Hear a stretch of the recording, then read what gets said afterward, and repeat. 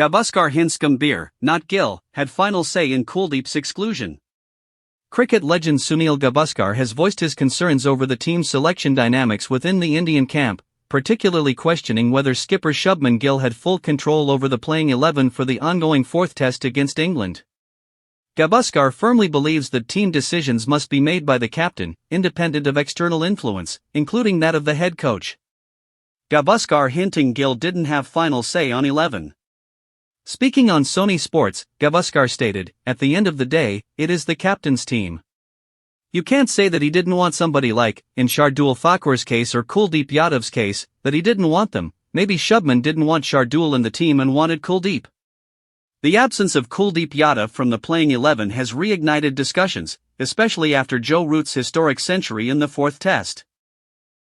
Root surpassed Ricky Ponting to move into second place on the list of all-time test run scorers, sitting on 13,409 runs, second only to Sachin Tendulkar's 15,921.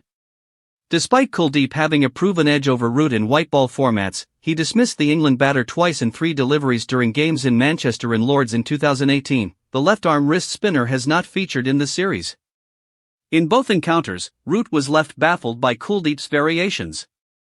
There is a growing belief that head coach Gautam Gambhir may have leaned towards picking bowlers who offer batting depth, particularly after India's collapse at Headingley, where they lost 7 wickets for just 41 runs after being comfortably placed at 430 for 3.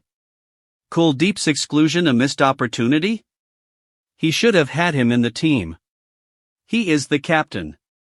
People are going to talk about him and his captaincy out there. So, it's got to be his call really. The former India captain also hinted at behind-the-scenes friction being masked to maintain a positive public image. "I know that for the sake of showing everything is honky-dory, these things might not come out. Fact is that the captain is responsible. He is the one who is going to be leading the 11 players. Simple as that."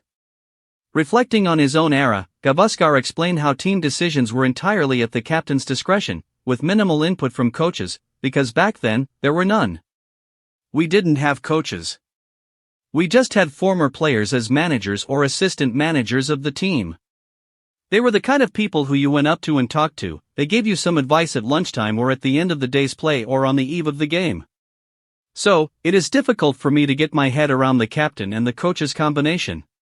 When I was captain, we had nobody who was a former player." India's selection strategy in the current series has leaned on seam bowling all-rounders. Shardul Thakur played in the first and fourth tests, while Nitish Kumar Reddy was picked for the second and third. However, neither made a major impact with the ball. Thakur bowled only 27 overs across 3 innings, claiming 2 wickets. At Headingley, he bowled just 6 overs in the first innings and 10 in the second. Reddy sent down 28 overs across his 2 matches, also taking 2 wickets. With the bat, Thakur managed scores of 1, 4, and 41, while Reddy scored 1, 1, 30, and 13. India's lack of a reliable wicket-taking spinner like Kuldeep Yadav was exposed during England's massive first innings total of 669 in the fourth test.